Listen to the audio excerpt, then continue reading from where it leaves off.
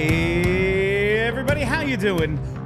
Well, that's good. Welcome to PHLY Flyers, presented by Bet365. My name is Bill Matz. I'm your director of fun and games for the evening. Joining me live in the Xfinity Lounge, it is Philly's #1 hockey beat writer, Charlie O'Connor. What's up, Chuck? It's a good day. It's a good day in Philadelphia. It is, it really, it's a bad day when the good day is when they get rid of a problem. Yeah. But you have no idea how many tweets I've got the last couple of games about the Flyers power play and subbing in like Patullo for Pico. Yeah. It's the Patullo power play. It's fairly accurate. I do think that's funny. Yeah, that's very funny. It's one of those ones where you see it enough times, it becomes less funny, but it doesn't mean it's not funny. It's just less funny. It's a well thought out joke. Yeah. There are a lot of similarities. It's just that when you see it 300 times, it's like, okay, well, the first time it was hilarious. Yeah. The fifth time it was still very funny. Now it's just like, okay, I chuckle, but also you're not being as original as you think. But if you're wondering why we didn't get started till like 4:11 or why we're in this studio, well, apparently the Eagles take precedent around here or something. I don't know. They're kind of a big deal. It's like the Eagles are like the #1 team in the city and run everything. Well, with the news of the offensive coordinator being fired, the guy who everyone hates. Yeah, it's just the approval rating of like cancer Kevin Patullo has at this point. Honestly, cancer might be higher. Very possible. Maybe. So we're here today, but we got a lot to talk about today, Charlie. First and foremost, I always like to start with the newsy stuff. We got some news. We got TK back last night. Grunstrom had been sick, and he played. Yeah, he's fine. Couple of injuries they are still dealing with in terms of Brink and Drysdale. Any updates on those today? Yeah, I will have, the full details in my upcoming Flyers post-practice notes video, which should be out in the next few hours. Thanks so much to Brenna for all the work she's putting that together. But yeah, just briefly, both Brink and Drysdale, according to Rick Tocchet, are possibilities for Wednesday. And I think we all expected that Brink probably was going to be back. He had the less severe of the two hits. He wasn't down on the ice face down for 2 minutes. Yeah, there wasn't a possibility that they were going to have to stabilize his neck and take him off on a stretcher. Yeah, they didn't bring out a stretcher like it was with Drysdale. Yeah. So Brink skated today. We watched him skate. It was an optional practice. He was one of, I believe, 4 skaters who was on the ice at 12 p.m. for us to actually watch him skate. So it seems like he's likely to return. Drysdale, I thought, was a little bit more iffy. We did not actually see him skate. Rick Tocchet told us he did, so maybe he skated earlier in the morning. But some good news on that front in the form of Adam Yinning being sent down to the AHL. You would think that they would want to take an extra defenseman with them on a road trip. Now, it's a short road trip. I guess you could theoretically bring someone from Lehigh Valley to Buffalo at the last minute if you really have to. Buffalo and Pittsburgh, not that far from Allentown. But generally speaking, you take an extra defenseman with you on a road trip. If Yinning did not come on the road trip, that would imply that it seems likely that Drysdale will be pulled off IR tomorrow when he's allowed to be able to be pulled off the 7-day IR. And if that's the case, then presumably he'd be good to go. So decent enough chance the Flyers get back both Bobby Brink and Jamie Drysdale. As you mentioned, they already got Travis Konechny back for last night's game. Whole lot of good it did them, given they still got blown out by the Lightning. But they could be back to 100% for what is a legitimately big game against a Buffalo Sabres team that has the exact same points percentage as the Philadelphia Flyers. Yeah, this is in terms of potential wild card tiebreakers, seeding, things like that. It is big, and it is, I realize you go, oh, LOL Buffalo. It is a hot team, much like Toronto and much like the 2 games against Tampa Bay. You are running into a team playing its best hockey right now. You kind of got early season, like you had the 3 matchups with Florida right away. So it was, oh yeah, man, we took 2 out of 3 against the Florida Panthers. Feeling pretty good about ourselves. Maybe not at their height, Well, now you have to play some teams that are looking pretty good. The Toronto game, you looked pretty good for 50 minutes. That part went well. That game could have went either way. It was a frustrating game, but it goes to overtime. They easily could have won that game. They could have. We'll get to the power play later. But then the 2 Tampa games, I think goaltending let him down a little bit in the first one. Power play, a big issue. Also, Tampa's awesome. They're just better. Like Tampa, great roster playing their A game right now. Right. Sometimes you're just overmatched. And we'll get into Ersson later today, but I think it's fair to say that while Ersson played poorly on Saturday, I don't think he's the reason why they lost. I think he's the reason why they lost big. Yeah. But I don't think they win that game with Vladar in net. No, like I often reference goal differential as like kind of a telling stat because once you get to the playoffs, like that team that squeaks in and is minus 11, they're usually out in 5 games. Like it's usually a pretty good way at the end of the season to judge teams. Like that was a bad goal differential game. Like Ersson hurt them there, but they lost because Tampa's way better. Yeah. Yeah, it was just, it's 7-2 because Ersson's in. Right, exactly. Last night, you get a little bit better, and it's 5-1. Oh, it's a little different. You know, like only 4 goals rather than 5. So, but we take a look at the upcoming schedule, Charlie. The Flyers just wrapped up a stretch in which they went 0-2-1 with 4 total goals. They are now 3rd in the Metro by points and points percentage. You look at the conference and division standings, everything is still very tight, and that's where we get to with this upcoming slate of games. One against Buffalo in the Atlantic, but obviously that matters for potential wild card placement. And then at Pittsburgh, then home against the Rangers on Saturday. These are 3 huge games, especially when you see the upcoming schedule on that road trip that you see the following week. Utah's playing better again now. Utah, they have a decent roster. They've been up and down this season, but they're playing pretty They're well. a little bit more up now. Colorado has, they hit a real skid. They lost 2 games in regulation in a row. How terrible. They're up to, I believe, 4 regulation losses now. And Vegas, I think, hasn't been maybe what everyone expects, but they're still really good. And it's still, we've both been there. That's a heck of an environment to go into and get a win. Tough to win there. And just, again, you look at the roster and go, yeah, we're not quite there. That's not quite there. So really tough 3 games next week. And then this is everything leading up to the Olympic break. Chuck, 11 games between now and the Olympic break. I feel like this season's kind of flying by. I know you're more like in the trenches every day, going to practice, but we're past the halfway point. 44 games done. 11 games into the until the break. The deadline is what, a week after the break? It's March 6th. Like, this is kind of moving. And we're quickly getting to the part where, hey, the games really matter. Teams are going to tighten up. I think this is a hell of a test what they have coming up.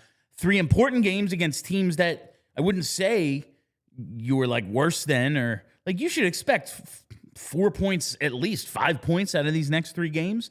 And then really tough schedule once you go on the road after that. Yeah, I mean, I don't know if I would say I expect it. I would just say I want them. I would just badly. say that these are games where, and I said this last night, I'll say it again. All 3 of these teams, including the Rangers, as underwhelming as they've been, and I know Shesterkin's injured, so obviously there's concerns about whether they're going to fall completely off the cliff. But there's a world where all 3 of these teams are battling with the Flyers for one of those final wildcard spots come the beginning of April. These are big points. These are points where you might look back in early April and say, man, the fact that we only got 2 out of 6 possible points in these 3 games, that could be the difference between making the playoffs and not. As I said, Buffalo, the exact same points percentage as the Flyers right now. The Penguins are 1 point back of the Flyers right now. The Rangers, they're in a worse spot. They played 3 more games than the Flyers, and they're 6 points back. They are in a bad spot at the moment, but you look at the guys they have, there's a world where they, out of the Olympic break, they rattle off a 6-game winning streak. That could certainly happen. That was, they said that it was yesterday's 32 Thoughts. It's Friedman and Bukowskis like talking about the Rangers, and they're like, yeah, it's not going well. No, and it's not. Maybe they have to approach Panarin like, can we send you to a contender if you're not going to sign here? Stuff like that. And also, one good week in this division puts you in second place. Yep. That's just kind of the way things are going here. I'm not about to bury the Rangers. No. This is a time where they're down. You got to get the 2 points. And you look at, I've been saying this on pre and post the last couple of nights, especially like with Tampa. You kind of look at the whole East, and it's very much just an ebb and flow season for everybody. Like, yes, Tampa's now won 9 or 10 in a row. They've got win streaks of, I think, 5, 7, and 10 this year. But they've also, like, they started terrible. Like, they won 1 out of 7. Yeah, they got to a bad start. There was another, like, 2 out of 6 in there. They've just been, like, streak on, streak off, and that's a lot of teams. Like, Kevin Kurz tweeted the other day, yeah, the Flyers are, whatever after a regulation loss. Really good record, 9-3 and whatever. It was like 13-1 or something. And then you look at overtime losses. After any win, it's like the exact opposite. They've just kind of been a back and forth team. Yeah. That's kind of what the East is. So you can't say anyone is like in a spot or out of a spot at this point because everyone's the same. Yeah. Yeah. I think this 3-game stretch is particularly huge because, look, like, I'm not saying the next week games aren't big because they're tough teams, but they are Western Conference teams. Out of conference. They're out of conference games. If you can steal, let's say you steal 3 out of 6 points in those games, I think that's acceptable. But I think you have to, at the very least, and this is why I think the Buffalo game, we can talk about this a little bit more tomorrow too in the pregame show, but I think the Buffalo game is especially big because you win the Buffalo game, then suddenly, you want to beat Pittsburgh because it's Pittsburgh, and also they're battling with you for the spot in the Metro, but it is the second game of back-to-back with travel. You're at a disadvantage. Yeah. Okay. Then you go play the Rangers. The Rangers have been struggling. Hopefully you get that game. You get 4 out of 6 points out of these 3. That's fine.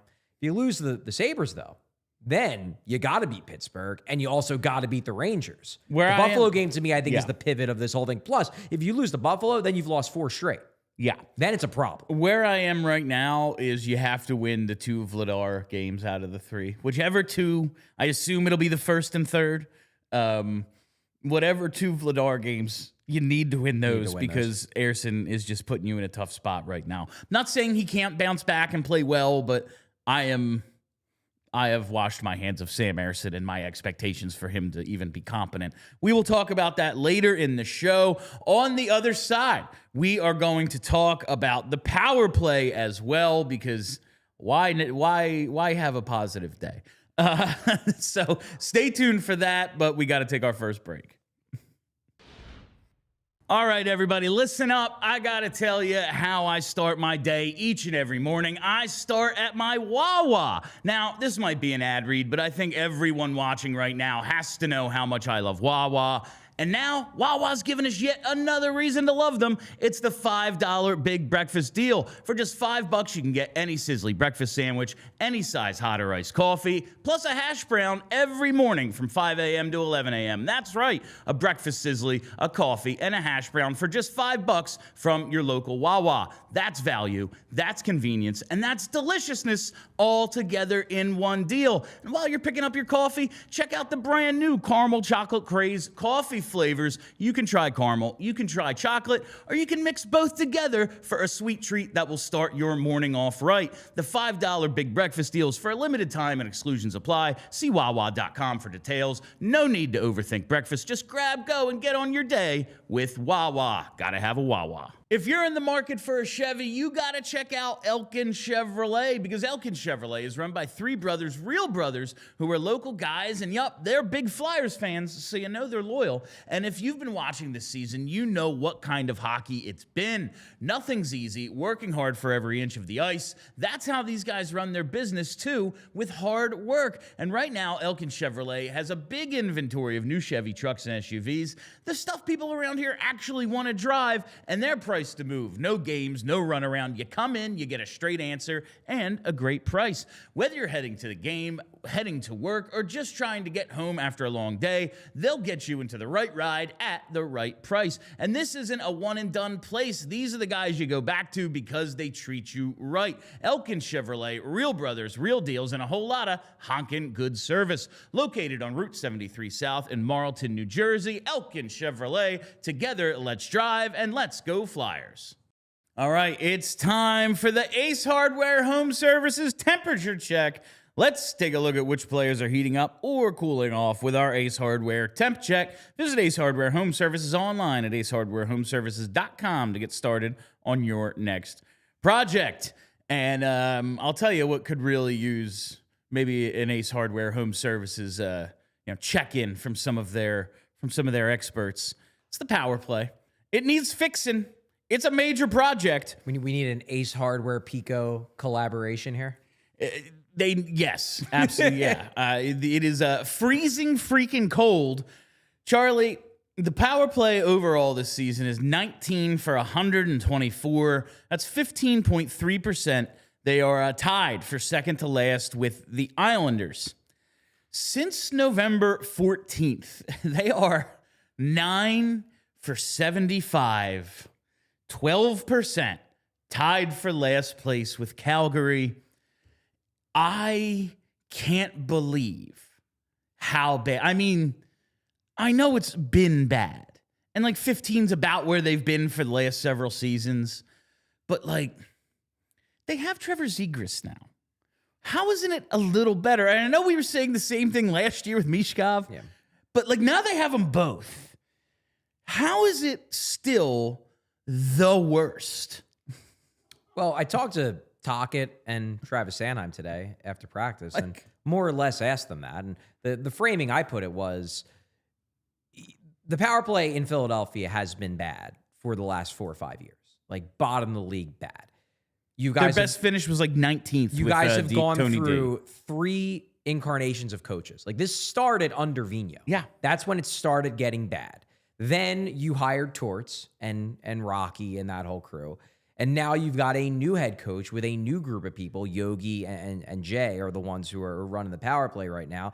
And it's still bad. And the question is basically like, I know that there's been a lot of turnover, both coaching and personnel, but is there mental carryover? Is there that feeling of like, well, we have to make up for last year? And I asked Sanheim, and he basically said, no, every year it's different.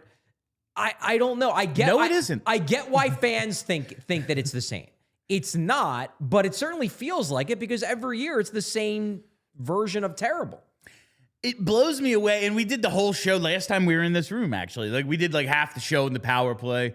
So I don't need to dive into like the scoring number, but it is crazy to me.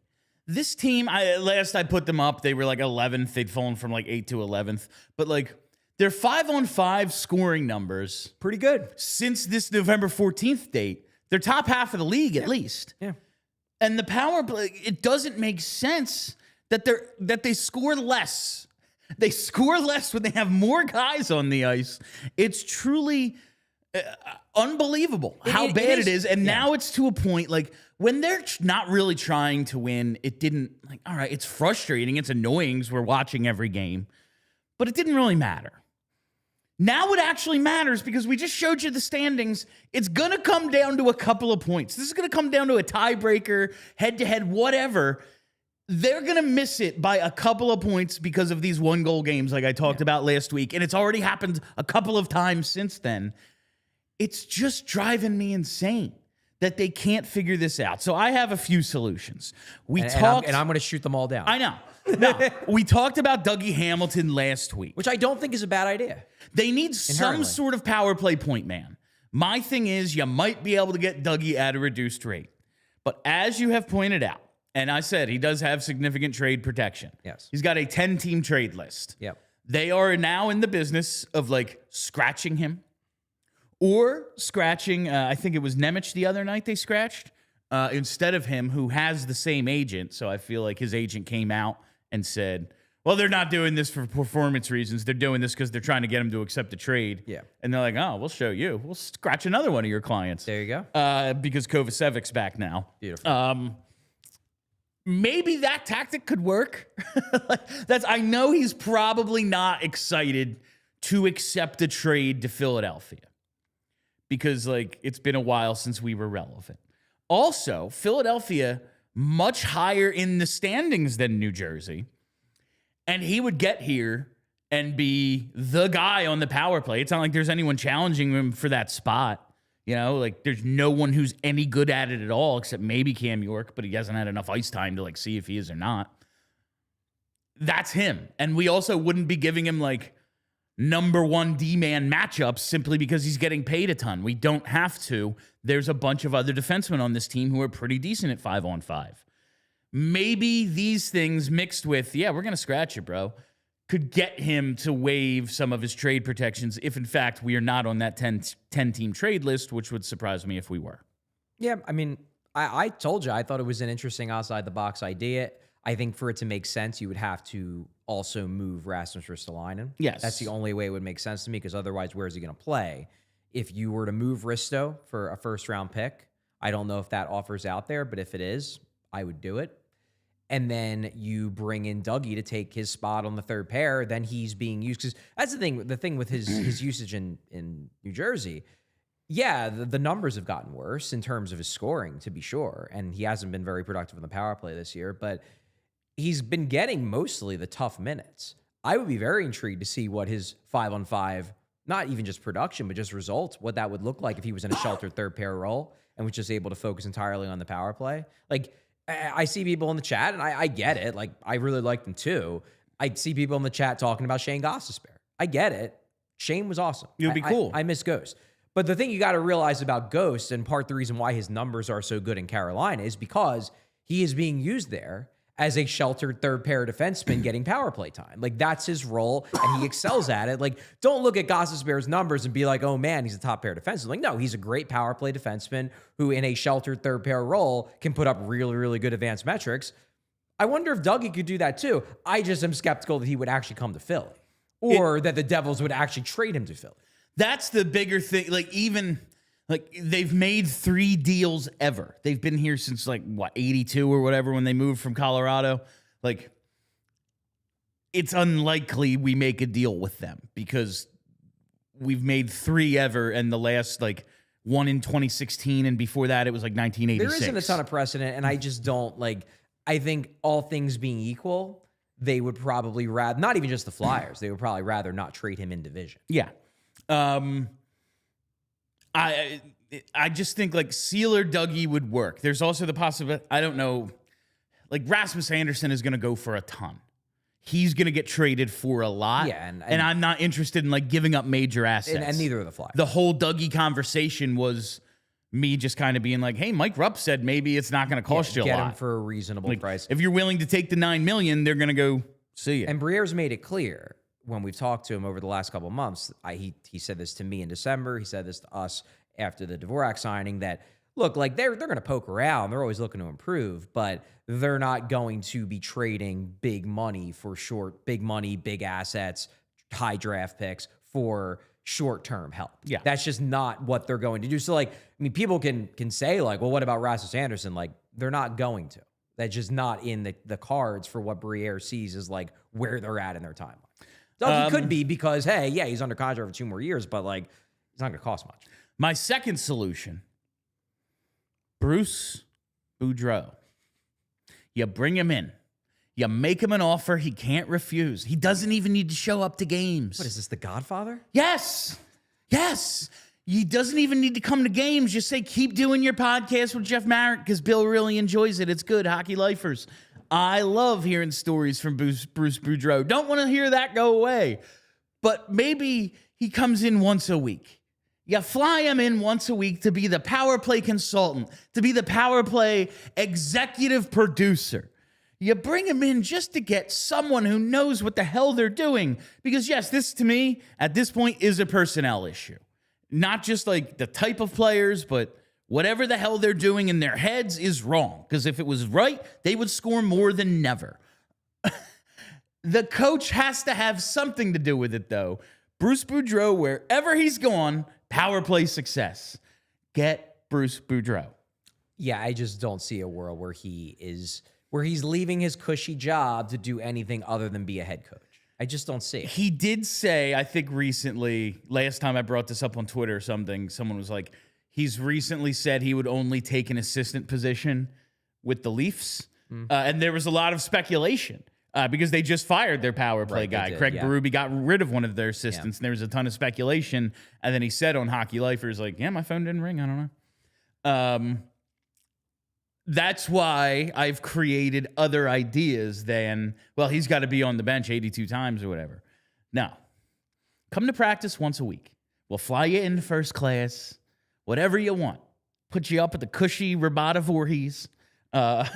Luxury hotel. I don't know whatever you want, Bruce.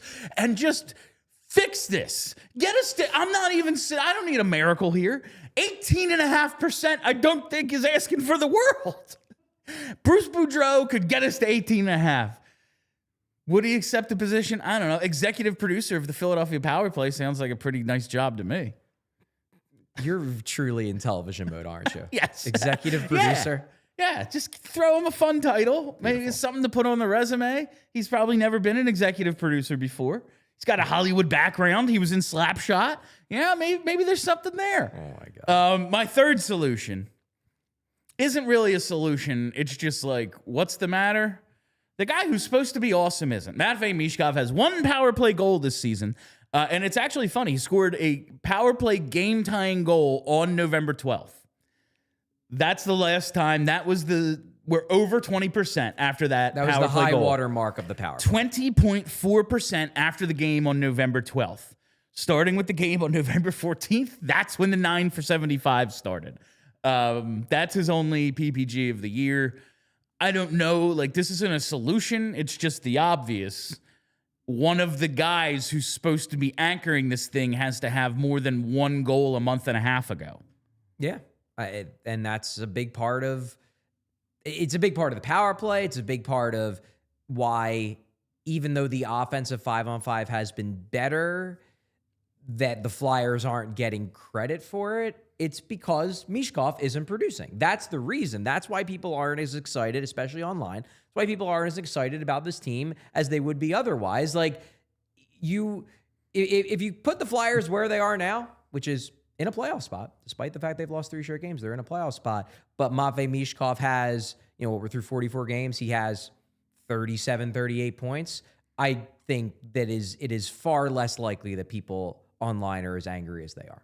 Yeah, 100%. That's what's driving. It's the Michkov of it all. I keep seeing people say the team is bad. It's really not. They're not. It's objectively false. You have to look at the curve of the Eastern Conference and look what every other team is doing. Like, Tampa has now won, 9 or 10 in a row. They're not even a first in the Atlantic. Yeah. Like, that's the sort of season this is right now. Like, most of the East is and the Flyers are the upper end of mediocre, and that's good enough to be top 3 in a division this year. As recently as 11 p.m. last night, I think the Flyers had the 10th best points percentage in hockey. Now, that's not elite, but it's certainly not bad.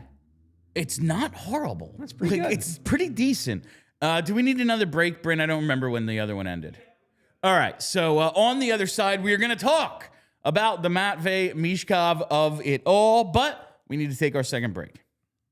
All right, everybody, we all know the holidays can be tough on your finances between Secret Santas, traveling, hosting, you name it. You've been spending money on it. It's easy to lose sight of your money and financial responsibility this time of year. That's why you got to go with Monarch, because if you want to keep your finances under control this holiday season, you need to be using Monarch. It's rated Wall Street Journal's best budgeting app of 2025, and Monarch is the all-in-one personal finance tool that brings your entire financial life together in one clean interface, either on your laptop or your phone. And right now, just for our listeners, Monarch is offering 50% off your first year. You got to realize how easy it is to blow through the holiday budget this time of year, and that's why you need the central place to track everything in real time. Monarch helps you stay informed so nothing slips through the cracks. No more guessing, no more hiding, no more, I didn't realize we spent that much. So don't let financial opportunity slip through the cracks. Use code PHLY at monarch.com in your browser for half off your first year. That's 50% off your first year at monarch.com with code PHLY. Do we really want Matvei Michkov playing goalie? No, it's not worth the risk, time, or money. It doesn't make any sense. You want to keep your stars focused on doing what they do best, and the same goes for your business. Togo can help any business looking to streamline operations become more efficient or unlock more time for their best people. From customer service and accounting to order management, logistics, admin, data entry, and even complex multi-step operational processes, Togo takes it off your plate at a fraction of the cost. And every engagement with Togo starts with free process mapping and engineering. Togo doesn't bill a dime until the real work begins. With programs starting as low as $1,000 a month, you're not going to break the bank. And each Togo program includes dedicated staff, custom automations, and US-based process engineers who act as your quarterback, giving you complete control, total transparency, and instant efficiency. At Togo, you call the plays, we execute. Visit harnesstogo.com. Scale smarter, work faster, and stay focused on winning. Togo. That question I start that read with, do we really want Michkov playing goalie? Could he be worse than Ersson? Who's to say? Oh, boy. All right, so this is the Michkov of it all, Charlie. I am just, this is something I've talked with Steve and Kelly about the last few post games. I think I'm just chalking this up as a lost season. I'm interested to see what happens after the Olympic break. If he could maybe use that to recharge himself, to figure out anything. I said last night, if he has like a vacation planned for that time, what he needs to do for me is the Johnny Manziel thing of have social media videos of him working out that go up while he's on this vacation. Did Johnny Manziel do that? I think it was he had like things that he put up like, oh yeah, my location is Cleveland. And it was like, you're in Vegas. We all know you. We all know you're in Vegas. Like you have been spotted there. And he like had stuff that went up. So it looked like he was like home doing the right thing. I believe that was the story. But anyway. That's pretty funny. I want to see, like if I see one picture in Dubai, I'm going to be really upset. It seemed like based on the interview he did with us a few months ago that he was planning to spend the Olympic break here working out. So I guess we'll see if that plays out. I don't have access to his day planner. I don't know exactly what he's doing, but it did seem like that was his intention. I am interested to see what happens and maybe if he can be the force that finally comes through March and April and that gets us to the playoffs. We can say it wasn't a lost season. That'd be cool. It didn't start right, but he came through when it mattered, and we'll go from there, and hopefully he has the summer he was supposed to have this year, and all is well going into his third season. But right now, how are you looking at this season? And I see you have some numbers here. Like, how do you explain this drop?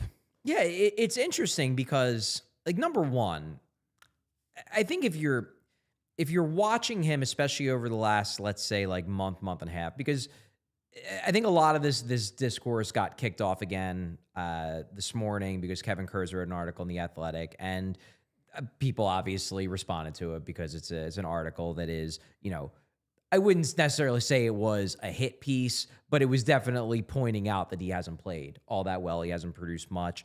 The eye-opening stat, which, like, look, you may not want to hear it, but it's reality, is that he hasn't scored a goal against a goalie since November. November 29th, 2 goals against the Devils. That's the last time. He's got 1 goal since the start of December, an empty net. An empty net goal. And that's scary. And this is a guy who we all think, I'd like to think, most of us at this point still think that he has star-level potential. And guys with star-level potential, it's surprising when they go nearly a month and a half without scoring a goal with a goaltender in net. That's concerning. But I do want to make the point that I don't think this year has been all bad. And I do think that possibly in the future, maybe next year, maybe the year after, we could look at this year as a year where he did make some underlying strides. But then I want to go into what I think is really going on here, because I don't want to present these advanced metrics and then have you look at them and be like, see, this proves that he's fine. Because he's not fine. And if you've been watching the games, it's pretty clear that he's not. Like, watch last night's game on tape and then go back and watch a random game from last November. And the guy from last November was making plays all the time. He was doing cool things. He was creating separation. This guy is not. It's not like this is where the eye test can matter, where it's like, yeah, go back and look. Like, he's not doing as many cool things. Last year, like, it was every game. You'd be watching and be like, hey, he had 2 points, but he could have had 6 because of how many chances he created. That's not the case this year. But I do think that if you look at the advanced metrics, maybe it's not as bad as you might think it is based on what he's done underlying-wise at 5-on-5. So I want to run through some metrics last year versus this year. Last year, he had a 54.76% expected goal share at 5-on-5. That's quite good. This year, he's at 55.58. That's even a little bit better. It's pretty good. Last year, Corsi 4, which is basically shot attempt differential. Is he on the ice for more shot attempts for his team than they allowed the other team? Last year, he was underwater, 47.21% Corsi 4 percentage. This year, he's a little bit above water, 50.86% Corsi 4 at 5-on-5. So that's improved. Last year, the Flyers were averaging a little over 3 expected goals for per 60 with Michkov on the ice at 5-on-5. This year, they're a little bit down, but they're still at 2.98. It's still pretty good. So a little bit of an offensive regression in terms of what the team has been doing on the ice this year when we're talking about quality chances, but not dramatic. Last year, with Michkov on the ice, they were averaging 2.55 expected goals against. That's what they were allowing to the other team. That's improved. They're doing better defensively with Michkov on the ice this year, 2.38 expected goals against per 60. And then RAPM, RAPM, it's basically a model that tries to isolate a guy's play driving impact. Last year, it was plus 0.012, strong number. This year, it's better, 0.149. So the advanced metrics, yeah, they're at least as good, if not better. He's improved defensively. His expected goal share is a little bit better. They're collecting more of the shot attempts share with him on the ice. So it's not as if everything is falling off a cliff here. It's really not. It's not as if you go by the numbers, he has been truly awful. However, I don't want to go too far and say that that means that he has actually been secretly awesome and that this is all Tocchet's fault, that it's just, well, if you give him 20 minutes a night, he'll be great. Number one, he is getting sheltered more. They are sheltering him. They are keeping him away from top lines. And they didn't use him like they used, Noah Cates or Sean Couturier last year in like defensive zone draws or anything. But they are purposely keeping him away from top lines more this year than they did last year. You can go on hockeyviz.com and check that out. That is absolutely a fact. But here's the other thing. He just looks less dangerous. Yes. He just looks less dangerous. It's obviously showing up on the power play. Rick Tocchet mentioned last night, he was specifically asked a question about Matvei Michkov. He basically said that, Michkov needs to get better at gaining separation in the corners, That is true. He does. And you can see it when you watch him. And then you can actually quantify it. This is not just an eye test thing. You can quantify it by the great work that Corey Schneider does at all3zones.com. What he tracks is not just points. He tracks chance creation. And not just how many chances that Matvei Michkov had for himself, but how many chances he's creating for his teammates. And you can see a dramatic decline looking at last year versus this year. So the top chart is last year. That's a lot of blue. Now, it's not all the way over like it would be for Nikita Kucherov, but that's a lot of blue. Everything's in the blue. Shots per 60, shot assists per 60, primary contributions per 60, total shot contributions per 60. Primary contributions are basically, did you get the shot or was your pass the last pass before the shot? Chance contributions per 60 in the blue. Chances per 60 in the blue. Chance assists per 60 in the blue. Everything's in the blue except for rebounds created, which hey, it'd be cool if he was creating rebounds, but not the end of the world. That was his rookie year. This year, not as good.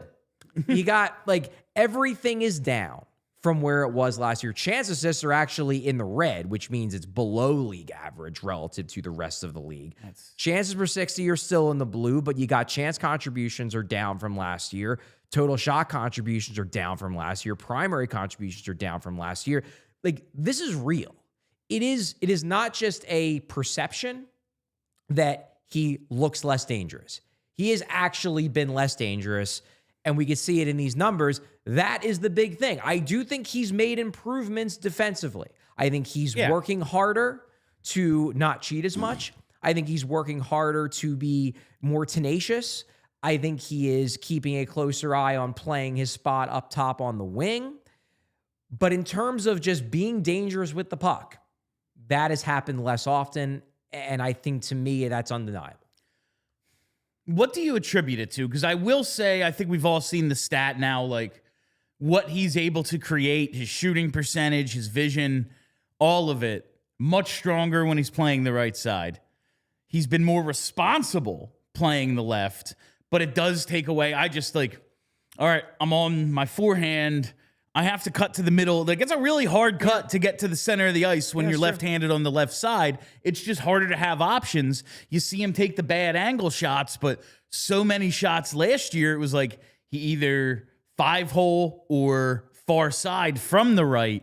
Maybe that's been an issue, but when you talk about creating separation coming off the wall and on the power play, on his backhand on the wall, that stuff has been so bad that I don't know if I'm Tocchet, I guess I could just let him go turn it over 8 times a game on that wall, but I don't want to. And I just don't want to do it. I understand the people who are like, you got to let him do his thing and learn. It shouldn't matter about winning and losing, but like it does. This is professional sports. Winning and losing matters. No coach is just going to let a guy go out and fail over and over at something. Like, this is a thing. If he wants to be over there, he has to get better at the other things. Yes, when he does get separation, he's going to shoot and score. But if the other 3 times the puck is going the other way and he's not fast enough to catch up, so guess what? It's an odd man rush. I kind of sympathize with Taka in this, even though I think we all kind of see that being part of the issue.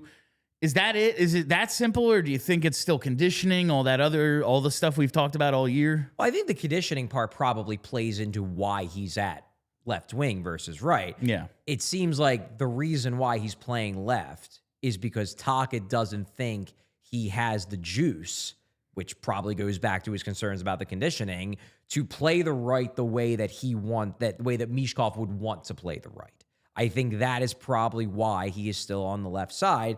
And Taka would probably say, well, if he was in better shape, maybe I could move him back to the right. Now, I think Michkov is in better shape than he was at the start of the year. I think he's worked hard. Everything I've heard from the organization, from people I've talked to, is that, yeah, it's not like this guy is loafing. He's trying. But when you start out the year behind the proverbial 8 ball, it's kind of hard to get out from behind the proverbial 8 ball, because you have to work doubly as hard if you didn't work, if you didn't show up to camp in the shape that everybody else did. So it's probably still having an impact there. The left side versus right side is probably having a negative impact on his offense. I don't know how much. Obviously, that's kind of unquantifiable. But it's having a bit of an impact, especially, on his shooting. I think he probably is more comfortable shooting from his off wing and coming in, especially on breakaways and things like that. There's a reason why, most of the time I've seen him cut to the middle. It's coming from the right side versus the left. He's probably more comfortable doing it, with the puck in that spot on his stick. So that's probably part of it.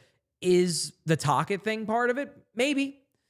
Tocchet's been open about the fact that at the start of the year, he probably overloaded Michkov a bit with system changes, what he wanted from him, and the communication wasn't great because of the language barrier. That's probably part of it too. Another part of it, and this goes back to your theory about this maybe just being a lost year, probably some of it is just confidence. Confidence is a thing. That was a confident young man last year. He was so confident last year, and it's abundantly clear that to me at least, I won't say abundantly clear because it's not certain. When I watch him play now, I see a guy who does not have the confidence he had last year, who does not have the confidence that he can do whatever the heck he wants to do on the ice. Whereas pretty much all last year, maybe with the exception of that middle period where it was like in the lead up to the Olympic break. Yeah. Aside from that little stretch, I was watching a supremely confident player. I'm not watching a supremely confident player this year. So that's probably part of it. Really, the answer is probably it's a little bit of everything. It's just everything? It's like, it's him playing on his off wing. It's, not getting off to the good start because of conditioning. It's Tocchet, not putting him in the best situations to succeed. It's the confidence. It's everything coming together into one thing, and it's making what is sure looking like it's going to be a sophomore slump. And that's a real bummer. I'm bummed that we're not getting to see fun Matvei Michkov this year. That stinks. I have chalked this up to sophomore slump, and then he's going to have the summer he needs to have. Year 3, we will be back on track. I have asked Kelly and I have asked Steve this. Are the intrusive thoughts starting to come in for you? What, that he's not actually that good? I've seen, I saw at least one person ask, is he the next Yakupov? And to me, that's always... compare him to someone who isn't Russian. It just bothers me to no end. Like, right. I don't know, is Nathan McKinnon the next Yakupov when his sophomore year wasn't very good? Like, I don't know. Like, it bothers me. But also, I guess it's worth asking. I think my answer... has this lowered his ceiling for you? Not really for me. But I think where I'm at is I'm not really worried now. I would get really worried if next season looks similar. If he has 2 points in October next year. Then I would get legitimately really worried. But I still fully believe that he's going to go out there this summer and he is going to just have a, Rocky Ivan Drago type summer. I think he is going to go crazy trying to shut up the doubters, trying to prove his coach wrong, trying to prove all the people online wrong who are doubting him. I think he's going to go crazy. I think this is going to go down as a lesson learned for him. and that he realizes like, hey, if I want to be the best player in the league, which he clearly wants to be, I need to work harder than everyone else in the league. And I think he's going to do it. If he doesn't do it, and next year we're having the same conversation, yeah. It goes back to kind of what I was saying last night about, you mentioning the, oh, this looks like another 10-game losing streak I'm seeing from people online. And my point was, look, they lost one game in overtime to the Toronto Maple Leafs, a team that's playing better, and that game could have went either way. Then they lost 2 games in regulation to the team that's on fire, that is a legitimate cup contender. I'm not going to get worried yet.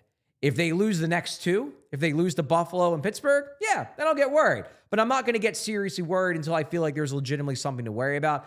I'm not at the stage where I feel like there's legitimately something to worry about Matvei Michkov if it's November of next year and we're talking about like, oh, Tocchet's still taking little digs at his fitness and he's got 10 points in 20 games. What's going on? Then I'll get worried. Right now, I'm willing to be like, yeah, sometimes 21-year-olds have disappointing years.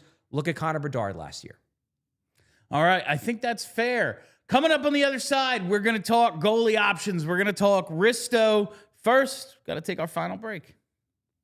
Whatever the moment, it's never ordinary at Bet365. Bet365 has over 90 million users worldwide. They live stream almost 800,000 events each year. And today, Bet365 offers the widest range of games and markets available for live in-game betting across 78 different sports. And with the Bet365 NHL early payout offer, you're a winner. If your team gains a 3-goal lead, you get an instant payout on straight bets, and your parlay selections are marked as winners. Whatever the moment, it's never ordinary at Bet365, and we have breaking news from our friends at Bet365. New customers now get $200 in bonus bets when you bet just $5, win or lose. All you gotta do, sign up, use the code PHLY365, deposit $10 and place a bet for $5 to get $200 in bonus bets if your bet wins or loses. Bonus bets can be used on the spread, totals, player props, futures, and more. Whatever the moment, it's never ordinary at Bet365. Must be 21 or older and in PA. If you or someone who has a gambling problem and wants help, call 1-800-GAMBLER. We all know the feeling. You walk into a jewelry store trying to pick out something special for your significant other, and suddenly you're in over your head. You're thinking, what's the difference between these diamonds? What if they don't like it? The only thing I know is I don't know anything. It's a stressful feeling. And that's why working with Joe and Michelle at Bucci's Jewelry and Design has been such a game changer. These guys make the whole process seamless from the minute you walk in. They treat you like family because they actually listen and they help you figure out what you'll love. And then their team designs something completely custom right there in-house. There's no pressure or pushy sales vibe, just good people who love what they do, and the end result, something you're proud to give and they'll never forget. So next time you need that perfect gift, go see Joe and Michelle at Bucci's Jewelry and Design. 30-plus years in the game, voted Philly's #1 jeweler year after year, and over 1,000 5-star reviews speak for themselves. Check them out today at BucciJewelers.com and tell them the guys at PHLY sent you. All right, Chuck. So we're gonna talk about the Ersson situation, I guess, as it is right now. But first, I have to ask you about Dan Vladar. Are you gonna start referring to him as Vladash? No, I'm not. I mean, Bill Meltzer. I like Bill, but I don't care that Bill Meltzer tweeted that actually it's a different pronunciation. No, he's Vladar. That's my thing, is he's been in the league long enough that he could tell somebody. Yeah, if Dan Vladar wanted us to pronounce his name a different way, he can. But apparently that little upside down arrow over the R is supposed to be SH, because I just looked it up on Elite Prospects, and the pronunciation is in fact Daniel Vladash. Yeah, I'm not calling him Dan Vladash. Right. Sorry. I said he needs to spell it differently. This is America. Yeah, and I'm not saying this to be mean. Like, it's just that I'm annoyed that you brought this up, Bill. I'm annoyed that Bill Meltzer brought this up. You Bills are all in the league together. If Vladar, we all like Dan Vladar. He's a great guy. If Dan Vladar wants us to pronounce his name a different way, he can tell us. I am annoyed because it takes away from the Dan Vlastar nickname that I've given him. I don't need that. I thought it was so clever.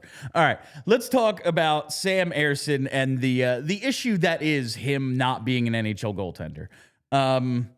6-6-4 with a .333 goals against and an .858 save percentage. That's bad. 59 goalies have started at least 50 games since 2023-24. Ersson's at .883. That's 59th, dead last. Vitek Vanacek's in 58th. He's at 886, 3 points better. He's a problem for a team that's trying to make the playoffs. I know it's not the priority, but he's not stopping 86% of shots. This wouldn't be good enough in 1984. You're not wrong. Are there any actual options, Charlie? Because I'm looking at what the Flyers have in the AHL right now. Kolosov is at 254, 908 with a couple of shutouts. Bjarnason's just under 2.5 at 910. They're 15th and 17th in save percentage amongst 47 AHL goalies with qualifying minutes played. Like, they're having pretty decent seasons. I don't think you want to bring up Bjarnason first year as a pro. Hey, you're in the NHL now. Good luck. Kolosov, we all saw how it went last year. Had a little cup of coffee this year. One relief appearance, one start. It went pretty well. His AHL numbers are much better than last year. You think he's a viable option to replace Ersson at this point? I don't want him to. Yeah, that's where I am, I think too. that's where I'm at. I don't think it's a good idea. I don't think it's a good idea.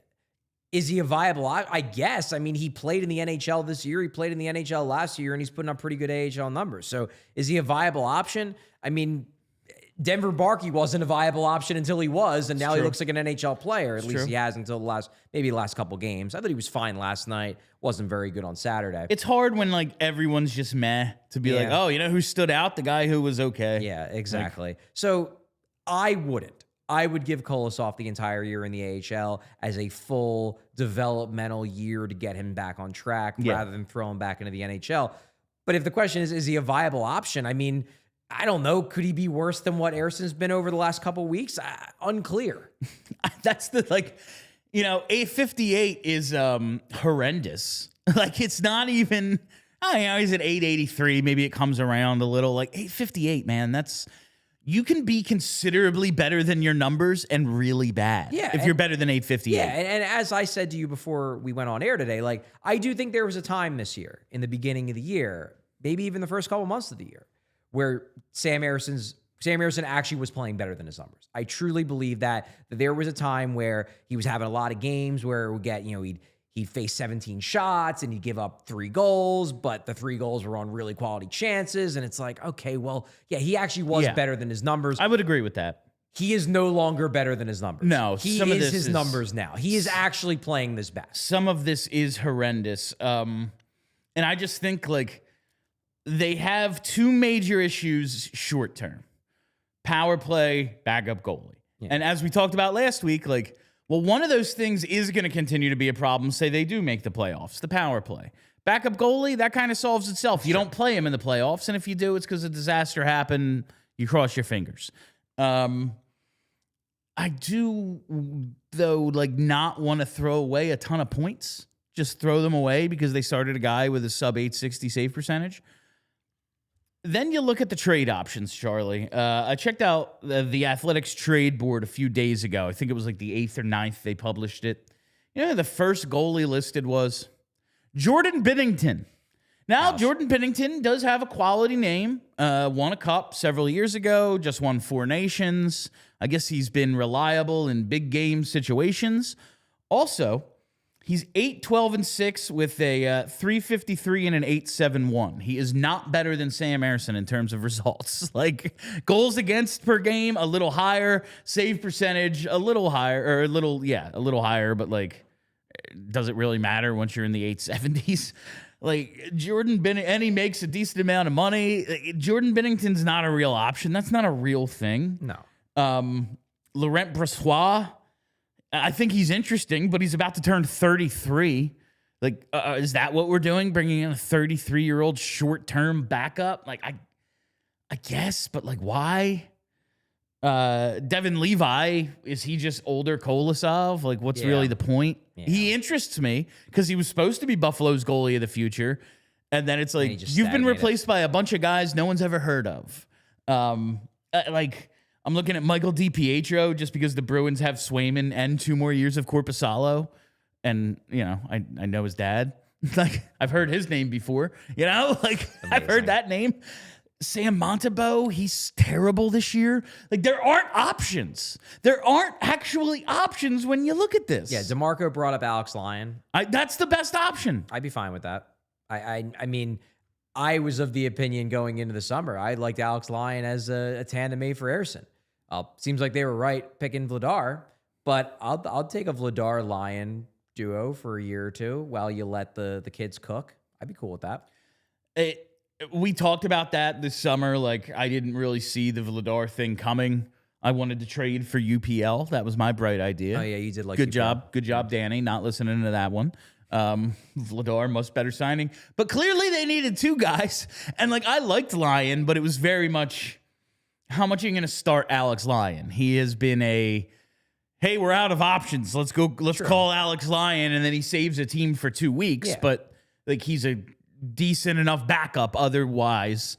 It seems like they need one of those now, though. Yeah. Like, my thinking was kind of like, you need a number one or at least a tandem guy, and Ersson can play off of that. Yeah, and they might have found one. That hasn't gone well. Yeah. No, I was saying, like you said, they need a number one. They have. Oh yeah, no, they have that. They have that, and now. it's just like the Ersson playing well off of it hasn't happened. Maybe they needed the other thing too, and Alex Lyon is very much that thing. So I don't hate that idea. Question is, how much would he cost? I mean, you're talking about how few goalies there are on the market. Like, does Alex Lyon go for a second-round pick because every team that needs a goalie has to bid on Alex Lyon? Like, I don't think I'm willing to, in this season, give up a second-round pick for a goalie who is going to be on the team for a year or two. Yeah. I think it was Daily Faceoff throughout the idea Detroit might be willing to move Cam Talbot because Gibson's come around and they have a really good replacement in the AHL. But also, again, if we're talking about how many goalies are really out there, you want to get in a bidding war for like 35-year-old Cam Talbot or however the hell old he is, there just don't seem to be a ton of options. Yeah. Like realistic price versus value options.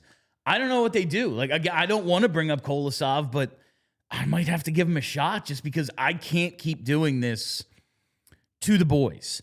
And I know they like him, but I mean, how can you not like him? He's a really good guy. You know who, like in Edmonton, they love Cal Pickard. He also stinks. Yeah, he's bad. Like you eventually have to go, well, Danny has to say, well, I lose my job because you like this guy. I can't let that happen. I don't think Danny's like on the hot seat, but eventually that's the case you have to make. All right. Rasmus Ristolainen, Charlie. We saw this a couple of days ago from Anthony DeMarco. Wanted to touch on it. It sounds as if, because I kind of thought, oh, well, if we're turning the corner and he's still here, he's staying. Not that they're shopping him. We've heard this so many times from this front office. We're not shopping him, but hey, we have the same number in case you were wondering. Like once that's out there, it's like, I'm not going to make the call, but if you call me, I'll listen. Yeah. It sounds like they're playing that game with Rasmus Ristolainen right now. Yeah, they are. My reaction to that is, one, good, cool. Two, how is this different? We talked about this leading up to Dvorak, the re-signing. We had the conversation. Danny doesn't think he can do the Sean Walker thing again and not have at least a mini locker room revolt, if not a like New York situation, Rangers situation where it's like, yeah, we all hate the GM, actually. How is this different than that? Yeah, there's a couple reasons. Number one, I think this really is the big one, is they were fine with him for 2 months. They were fine without him for 2 months. Yeah, that's true. That's the big thing. It's this guy missed the first 2 months of the season, and the Flyers more than hung in there. They were winning games. We've seen that Ty Murchison can hold his own. Noah Juleson, while I'm not the biggest fan, he's fine. You can plug him in there. He's fine. A Sixer, so he's fine. He's an NHL player. Does Rasmus Ristolainen make the team better when he's in there? Sure. But I don't think... Has he the last 2 nights? Well, no. I don't want to judge a guy on 2 games. Not a lot of guys have. Yeah. No, that's fair. That's fair as well. I think that's the big thing, is that the guys would look at it as like, well, I mean, it's great having Risto, and he's a good player, but we were fine without him. That's number one. Number two, Dvorak is just in the group in a way that Risto isn't. And I'm not saying that Risto is disliked. He's not. Dvorak is like now part of the crew. I never really gotten the sense that Ristolainen ever really had a desire to be like part of the crew. So that's a difference. We're headed to overtime. Go to allphly.com to finish watching today's show. And then again, going back to what I made before, the difference between Dvorak and Ristolainen is that With Dvorak, they don't think they have anybody that can replace him. That's a fair point. Fans may look at it and be like, well, they have Trevor Zegras. Well, Rick Tocchet doesn't think Trevor Zegras can play center for an extended period of time on a team that makes the playoffs. You can disagree with that all you want. That's fine. But like, that's their belief. Their view, if they traded Christian Dvorak, it would be like Rodrigo Robles 3C, and that's a disaster. So they look at it as, if we trade Dvorak, we don't got anybody. And Dvorak's like functionally their 1C right now. Yeah. Ristolainen is like their third right-handed defenseman, maybe their second right-handed defenseman, depending upon how they decide to move things. But once Drysdale comes back, he's their third right-handed defenseman. I just think it's a different level. That trading Ristolainen would be more of a, especially, and this goes back to the point we talked about last week, especially if they were to immediately replace him with Dougie Hamilton. Or, anyone who could run the power play, quite honestly. Exactly. Then you're not selling. Then you're just adjusting. Can you imagine a hockey trade? How much fun that would be? That'd Dear be fun. Lord, a hockey trade. Yep. The good old days. In terms of the asking price, DeMarco referenced the Ben Sherratt trade from a couple of years ago. We've heard the Brandon Carlo trade last year, which was a conditional first, a fourth, and Fraser Minton. Very similar sort of thing in that Sherratt deal. You think they can get that? I can tell you that they didn't get it last year. And based on the conversations I had with people in the organization post-trade deadline, they were legitimately annoyed that they didn't get better offers for Ristolainen last year. He was hurt at that time, wasn't he? No, he didn't get hurt Till until after the deadline. Now, maybe he was hurt and he was playing through it. I'm not sure. That could be. But they thought, looking at what like Brandon Carlo got, they looked at it and were like, I don't understand why we didn't get offers like that for Ristolainen. Will they get offers like that this year? They didn't get him last year. And he did miss an extended period of time with what is or isn't a recurrence of a previous injury. It was a very similar injury. Yeah. I'm not sure if they are going to get the asking price that they would deem acceptable to trade Rasmus Ristolainen. That said, it does seem like, given the way this year is going, that it might be a seller's market because so few teams are selling. So maybe a team bites the bullet. It's just like, yeah, that's exactly the kind of guy we need. We'll give you a first-round pick and a Nikita Krabenkin-ish level young player. And if that's the case, yeah, I think the Flyers might do it. But I do think, and this, I think Kevin Kerr's report of this is more or less what I've heard as well. I think the implication from the Daily Faceoff article, from the DeMarco report, that like, oh, well, we're willing to trade Risto, I think that was a little much. Okay. I think that people obviously love trade rumors, and it is Anthony, yeah. and I like Anthony DeMarco, but it is Anthony DeMarco's job to drive clicks by pulling out trade rumors. I don't think Ristolainen is likely to be traded. You don't think he's likely to? Okay. I think it is. I think it is possible. I think they are getting this out there to be like, hey, yeah, we're listening. We're not, just because you signed Dvorak doesn't mean that we're not open for business. But I don't think people should take this to mean that like, ooh, like Ristolainen is going to be one of the big tickets on the trade market come the deadline. That's not the read I've gotten. All right, let's hit those super chats. And before we do, hit that like button. 79 likes, not enough. Yeah, I know to 100 at least. I know we started late today, but we covered a ton of topics, talked about a bunch of things. I thought it was a pretty damn good show. Hit that like button. All right, let's see these super chats. This first one here is from Kay Goodman. It says, Tocchet media friends, Flyers winning. Let's talk about the team, not Michkov. Flyers losing. Let's only talk about Michkov struggles. Tocchet hates him. I don't fully understand this question. It's not even really a question. It's more just like a statement. I'm guessing this is implying that like that Tocchet is driving the narrative about Michkov in that, and like, he's to blame for the losing. No. I think this is more an implication that like he is, when the Flyers win, he tells people in the media to talk about the team, but when the Flyers lose, he tells his friends in the media to rip on Michkov. All right. I think that's the implication. I'm not 100% sure, but I think that's what they're getting at. I listened to Spit and Chicklets the other day, and it was very funny because Biz was talking about something else entirely, like him digging in on stories and stuff. He's like, I don't do that. Like, and then changes and goes, if you think I'm like texting Rick Tocchet since he got this job, like you're out of your mind because I know how busy he is. He's not going to answer me. Like, I I know that narrative is out there. I do think that is a narrative that's out there. I really don't think that that's happening. And like, I don't care. I don't know any of these people. If I thought this was happening, I'm not going to like hide it. I really don't get that. I really don't get that. I think that's what that comment is getting at. I'm not 100% sure though, so I don't want to make assumptions. I do think like when one of the guys who's supposed to be one of their better players hasn't scored in over a month, and now suddenly the team is struggling a little bit, it makes sense to talk about him now. Like when things were going well and it's like, yeah, he's not playing well, but everything else is fine. It makes sense not to talk about him. Like this just kind of makes sense. Yeah, and I did. Somebody said this to me on Twitter today, and maybe this is all coming from the same place. Again, like I don't spend as much time on Twitter as I used to, so it's hard for me to get a full read on like what the discourse is in a given day. And still feels like 9 days out of 10 it's about Michkov, so maybe I should just assume it is. But somebody basically was like, well, Tocchet's bringing up Michkov after last night's game. You know, he's pinning the whole thing on him. And that was a question that Kevin Kurz asked Tocchet. Tocchet doesn't bring up anything. He does sometimes. I just mean, if he wasn't asked a question, he would stand up there silently and then leave. I do think, though, one thing I will say, and this I have, it's hard to miss. It is noticeable when, like, out of nowhere, Tocchet will, like, bring up about, like, oh, that Macklin Celebrini, man, he comes to camp in great shape.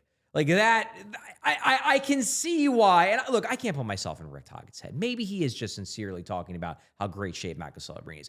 But I totally get why people can watch that and be like, yeah, that's a little dig at Mish. I do get where that comes from. He's too media savvy to not, even if he does think it's a sincere thought, he's too media savvy to not know what that sounds like. Yeah. So I get that. But in this particular instance, it was not like after a 5-1 loss, he thought, let me rip on Michkov. It was Kevin Kurz was clearly writing a story about Michkov, didn't think there was going to be practice today, asked him a question post-game about Michkov, and he gave an answer. So in that particular scenario, that was not Tocchet ripping on Michkov. That was him just answering a question on Michkov. I do think, though, there have been some times where Tocchet just feels the need to, you know, point out in veiled terms that, by the way, did you forget that Matvei Michkov didn't come to camp in great shape? Did you? I think he has been guilty of that this year. All right, Adam S. No, this one, I'm sorry. Local Drunk 69. This will be Briere's fourth offseason. The honeymoon phase is over. He needs a big offseason. One more year of the status quo, and we're stuck in purgatory. See, I guess this is... Does anyone not remember the last offseason? Yeah, like they got their best goalie they've had in 5 years. They got thank you for blowing up, so I don't have to. They got Trevor Zegras, and like they had okay. So he just had a great offseason, and Porter Martone. Not even that. This is, I think, the part of the and Christian Dvorak, who's their 1C right now. What mystifies me about the negative tone, like they're in a playoff spot. Like, I don't know, like, I'm not saying you have to be, like, jumping for joy, but, like, do you have to be angry all the time? They're playing pretty well. There's this thing that I can't wrap my head around. It's this idea that, well, yeah, but we're only here, and we need to get here, and if they're here, they're going to stay here forever. Like, or... the young players get better. We can add some of the prospects. Yeah. Porter Martone joins the team. Like, Jet Luchenko joins, like... just because it didn't work last time doesn't mean it can't work this time. Like, yeah, the young players never got better. Guess who we haven't drafted yet? Nolan Patrick, who's not in hockey. I bet you 6 years from now, Jet Luchenko's in the NHL. Yeah. I bet you he's in the NHL. I think he's an NHL player. I think it's just like... And local drunk, I'm sorry, I'm not trying to like specifically rip on you. No, it's something I've seen over and over. But it's like it's driving me insane. Briere, the honeymoon phase is over. Like, he had a great offseason last year, and the team is in the playoffs right now. Like I don't know. He got us Trevor Zegras. Like do we have to be like framing it this negatively? Yeah, I don't know. It just seems weird to me. All right, now it's Adam S. Adam says, what's with the Chiclet guys going after Mish? Well, they found something that gets them attention. I think they're trolls. I do think that is something that do we not know that Biz is a troll? Like, and like the other dude played for Pittsburgh. Like Witt has openly said, I hate Philadelphia. And he's found a way to piss off Flyers fans on social media. I only listen like once or twice a month. They do 2 shows a week. And I've heard him say multiple times, I hate Philadelphia. Yeah. Take it for what it is. And Keith Yandel, we know he hates us because we ended his Iron Man streak. We know he's bitter about that. He's been openly bitter about it since it happened. Yeah, that's a fair point. You know? Yeah. I do think that, look, I don't know if Rick Tocchet is calling up his boys on Spit and Chicklets every day. I guess he could be. I don't know. I'm not friends with Rick Tocchet. I'm not friends with them. I don't know. But I think it's just as likely, if not significantly more likely, that those guys are trolls inherently. That is who they are at their just core. as people. Like, remember how Paul Bissonnette played? Yeah. He played that way. He was an internet troll. That's why he's famous now. He's more famous than when he was on the ice for an NHL team because of his internet troll personality. But my point is that even when he was a player, he was his playing style was the embodiment of being an internet troll. And like, I'm not ripping him. Yeah, good for him, man. He is in the entertainment business and he is entertaining as hell. He entertains people. But like, you got to take it for what it is sometimes. But point being is that, like, if Ryan Whitney is tweeting negatively about Matvei Michkov, could it mean that he got it directly from Rick Tocchet? Yeah, it could also mean that he just knows that all you people on Twitter lose their minds whenever he says something negative about Michkov, and he feeds off that crap. And that could very well be it, too. Keep ripping him. Who cares? It's fun. All right, DA Flyers man. How do you put blame on Michkov for the power play? How dare you put blame on how Michkov? dare you?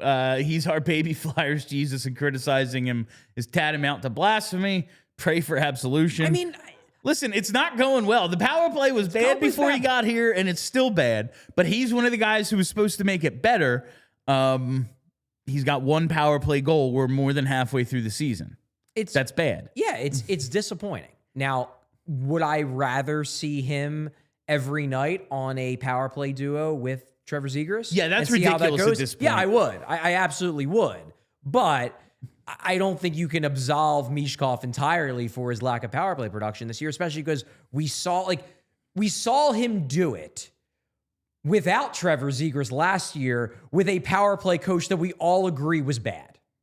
So there's no reason why he shouldn't be able to do it this year too. Also without Trevor Zegras, possibly with power play coaches who like may be bad, but we're not 100% sure they're bad yet. We're all pretty confident Froggy Thompson was bad at coaching a power play. I mean, and he still scored a bunch of points. So presumably he could do it again this year. He and TK both had 17 power play points this year. They are not on pace for that. Last year they had 17. They're neither on pace for that this year. Yeah.